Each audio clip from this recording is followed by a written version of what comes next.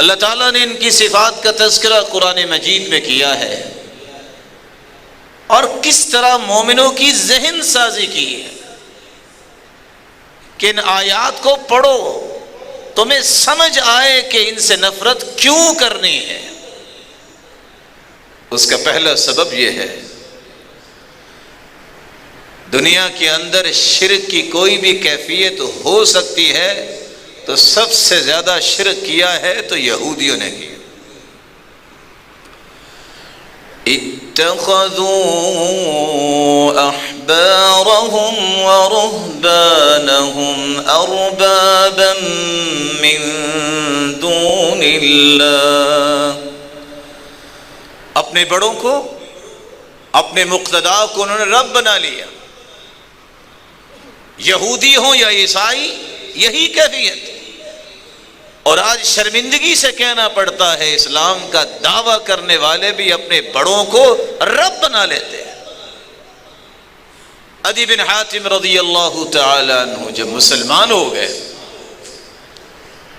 تو پوچھتے ہیں اللہ کی رسول، یہ قرآن کہہ رہا ہے کہ انہوں نے رب بنا لیا ہے، ہم تو اپنے پادریوں کو رب نہیں سمجھتے تھے۔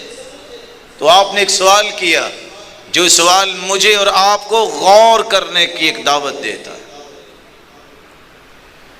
کہا صرف اتنا بتاؤ، ایک چیز کو اللہ نے حلال کہا ہے، اگر پادری کہے کہ حرام ہے تم کس کی بات مانتے ہو؟ کہا اس وقت ہم پادری کی بات مانتے تھے۔